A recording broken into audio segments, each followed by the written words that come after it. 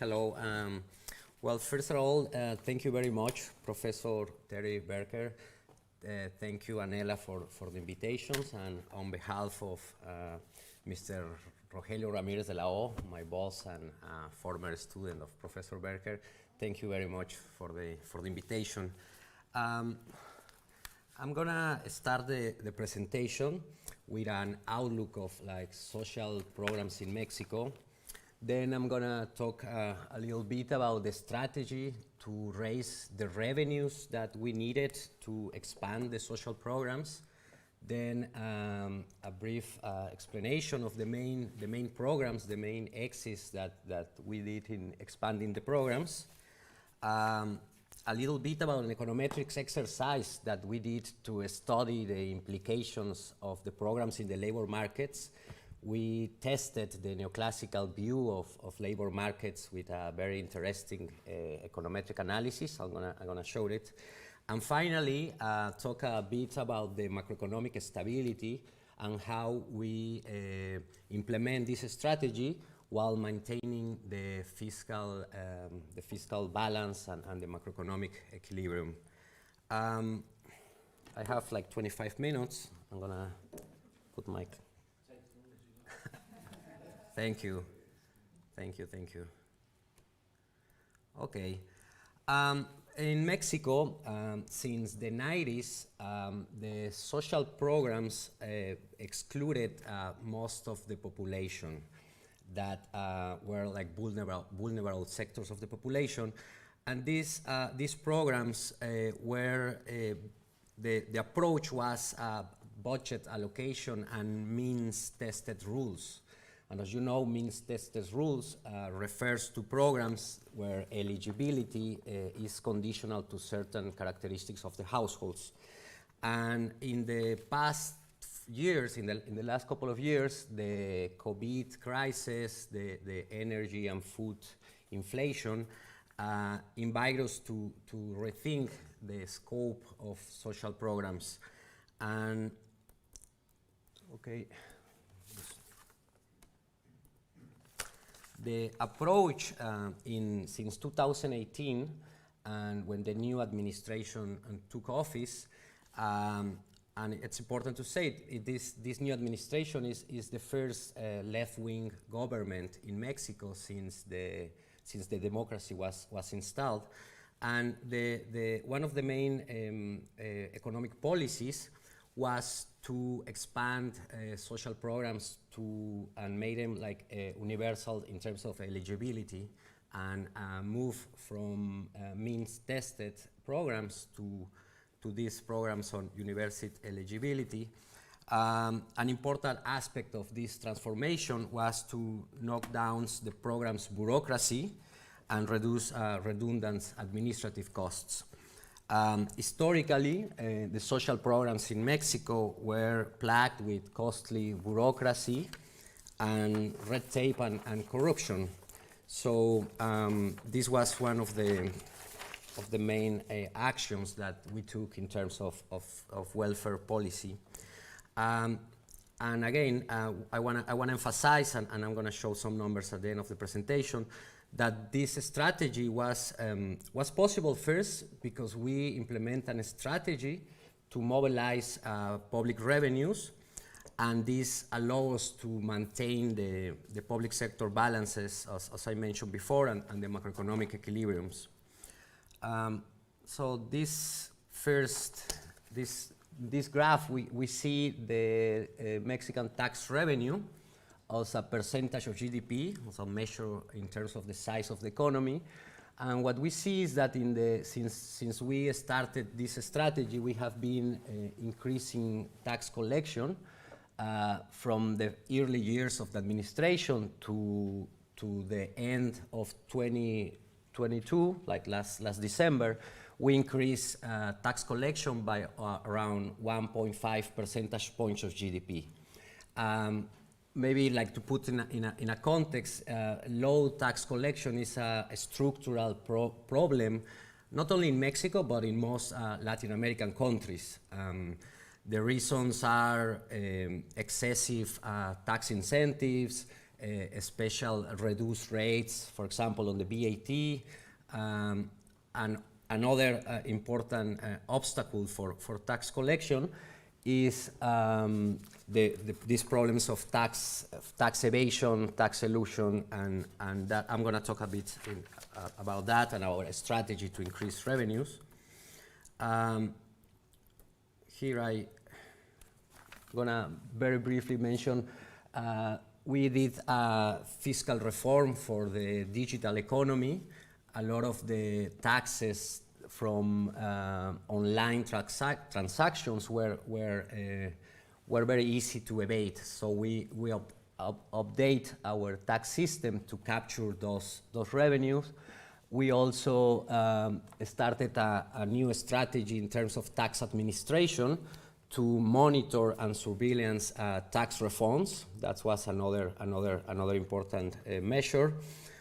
We increased the penalties for tax evasion.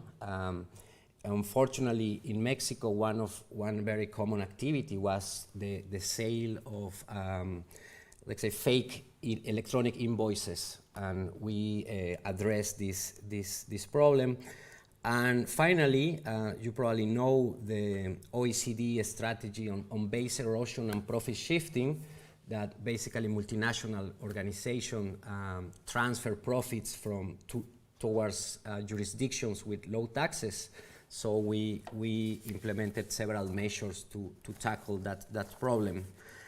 And those measures explain the graph on the left, the increase in around 1.5 percentage points of GDP. Here, the two main taxes, the income tax increases by almost 1 percentage point of GDP. That explains most of the increase on tax collection from the previous slide. And on the right graph, we see the value-added tax. We improve the revenues on 0 percentage point of GDP. I actually don't know how is the tax collection in the UK. I guess it's around 20 percentage points of GDP. I mean, that's more or less the average on the OECD countries.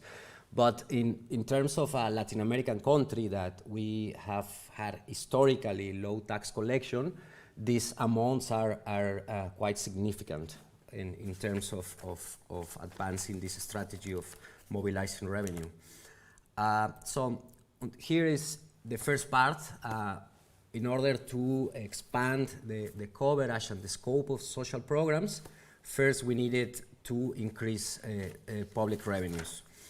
And here, the new universal programs with universal coverage, we focus on, the first one is a basic income for everybody, which is about 65 years old, like the pension for the elderly, grants to the disabled population. Again, it's a universal coverage for all the vulnerable households with disabled members. Grants for students. Every student from elementary school until high school that attends a public school has a grant. And finally, the small agricultural producers, everyone in this sector have again a grant which allows them to obtain the basket of consumption, the minimum basket of consumption. And this graph shows how the expenditure increase in order to provide these new social programs. And again, on the red bars is the past 15 years, and on average, the expenditure was around 3.5 percentage point of GDP. And starting in 2019, when the programs started to be implemented, we see an increase in expenditure. And in December 2020, 2022, we see that the social expenditure reached a historical maximum of 5.3 percentage points of GDP. So this shows how we increase the welfare programs in terms of expenditure. I want to mention something that is very important. When we give these grants, there is a one-to-one that translates to private consumption. And in the economic recovery after the crisis, consumption has been one of the main buffers to economic activity. And this is because the propensity to consume is one for these households. Like the social expenditures goes back to the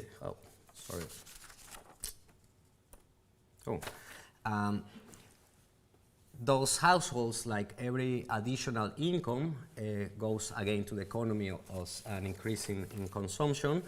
And I don't have here estimations of the multiplier, but it seems that the multiplier is what is explaining that the aggregate demand is being stimulated with these programs. That's something that that we identified.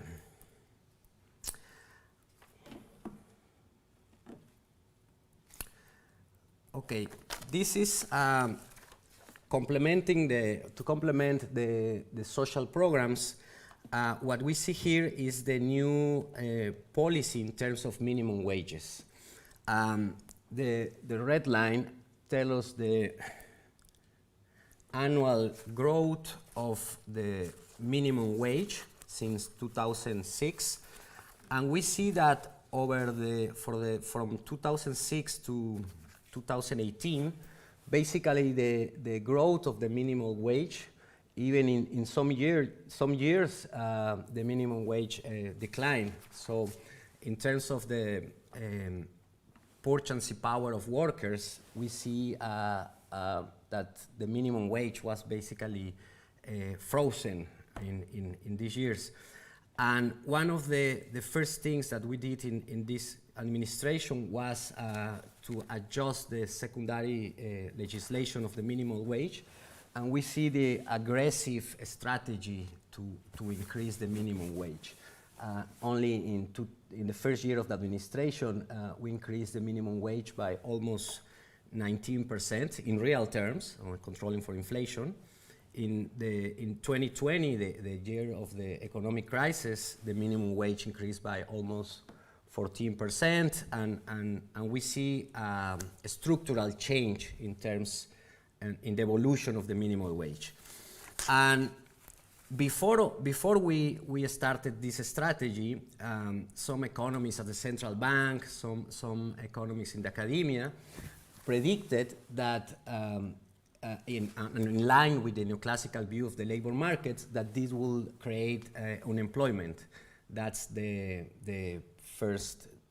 common view, or the neoclassical view of the labor markets.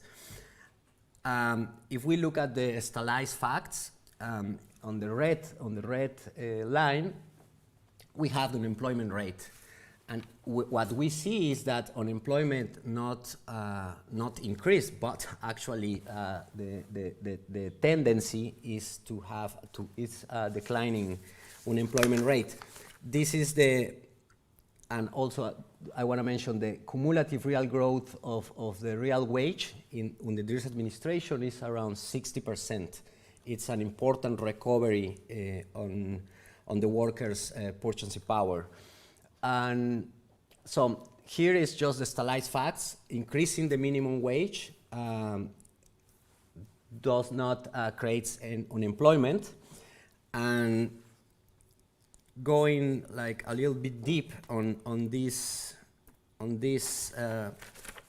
testing this neoclassical view on the labor markets, we use a natural experiment that goes as follows. In the northern municipalities of Mexico, in 2019, the policy was to increase the minimum wage as twice of increase in the rest of the country. And also, in the municipalities of the border region, we reduced the VAT rate from the statutory rate of 16% to 8%. And this was a policy to protect households and workers in the northern border, because they have a disadvantage in terms of competition with the municipalities of the United States on the other side of the border. So if we think of a natural experiment in terms of the treatment group and the control group, we can think on the municipalities of the northern part of Mexico in the border of the treated group that had an increase in the minimum wage of twice as large of in the rest of the country. And we have as a control group the municipalities that are very similar to those in the border, but they are located inside the country. And this natural experiment of having some households treated with a large increase in the minimum wage versus the ones that didn't have that increase allows to run these fixed effect estimations of this microeconometrics analysis of panel data.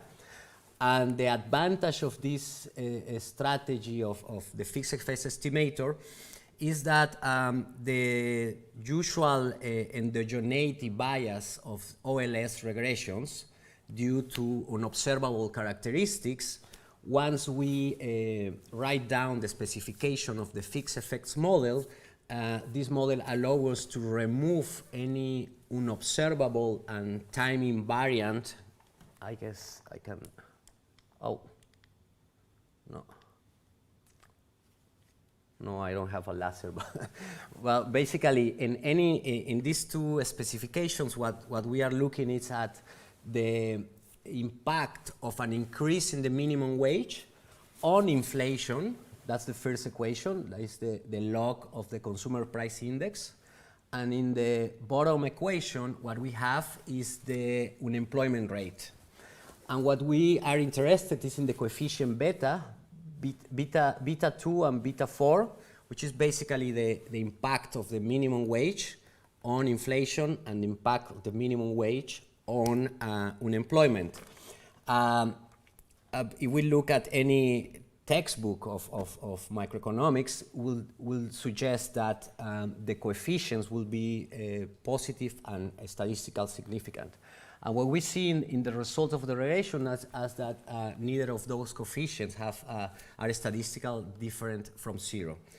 And so this econometric analysis that we think is quite robust, discredit the neoclassical view of the labor markets in the Mexican economy. And since the Mexican economy is kind of like a representative of a developing economy, I found it very, very interesting that this argument that for decades prevented the minimum wages in Mexico to increase, it's a flaw. It's not, from my point of view, we lost decades not increasing the minimum wage, and just because this argument, and we see that it's not robust to the empirical evidence. Then some very talented colleagues did a similar analysis using the treatment group as the municipalities in the northern border, and as a control group some municipalities in the rest of the country.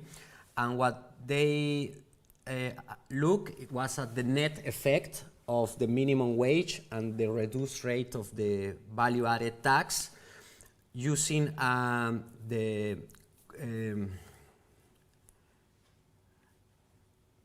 econometric technique of the synthetic control method, which is basically taking a linear combination on all the observations in in the treatment group and compare it with a linear combination on municipalities on the control group. And what we see in the results on this graph on the right side is that starting on January 2019, when the policy was implemented in the northern municipalities, we see how the treatment group had a lower inflation. What we have in the vertical axis is the inflation rate, and we have the time dimension on the horizontal axis. And we see that they had a pre-trend, a common pre-trend, like both groups, which is one of the assumptions of this econometric model, that before the treatment, both groups behave like in a similar way. And when we have the treatment, they diverge, and the households that had lower VAT and has like a lower inflation. So this is another piece of evidence that these economic policies to protect vulnerable households do not have any secondary effects in line with the neoclassical point of view of the labor markets. And finally, I wanna show you some numbers of the macroeconomic stability of Mexico. And we have the government gross debt as a percentage of GDP. And we see that between 2018 and 2020, the debt of Mexico increased by 3.2 percentage points of GDP. And when we compare this increase in the debt with some other countries in Latin America, for example, Colombia, Chile, that increased here in the last column, the debt increased by 7 percentage points. Chile 11. Brazil is kind of similar to Mexico, 2.6. But then we see Canada, Spain, even United States, like 2 digits increase in the debt. So the conclusion or the message I wanna transmit to you is that we did this expansion on the universality of eligibility of social programs. We did these policies to protect workers, increasing the minimum wage, and we did it without any side effects, as like the neoclassical point of view of the labor markets would predict. And also we did it maintaining the macroeconomic balances, as we can summarize with these numbers of very responsible and prudent management of the public finances. And I think I'm running out of like exactly of like 25 minutes. So we redesigned the social policy in the last 3 years with this new government, with this new administration, with innovative and pro-worker approach to labor markets, and we see that the empirical evidence is not consistent with the neoclassical view of the labor markets. The initial results of the social program are promising, and the full impact still needs some time to consolidate, but we are on the right direction. And the fiscal approach, as I showed at the beginning, focus on increased revenue, and with that additional public revenue, we finance the expenditure and the welfare measures. And the macro stability, that is very important, that I show you in the last slide. And I think that's it. Thank you very much.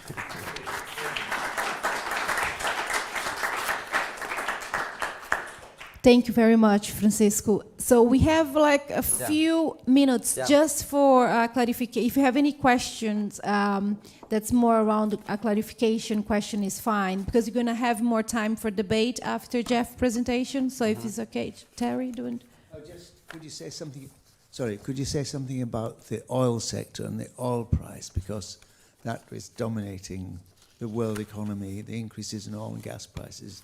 The in what? Sorry, the 2000 what? The increase in oil and gas prices Okay. and its effect on the budget. Yes, as you know, Mexico is a net export of oil.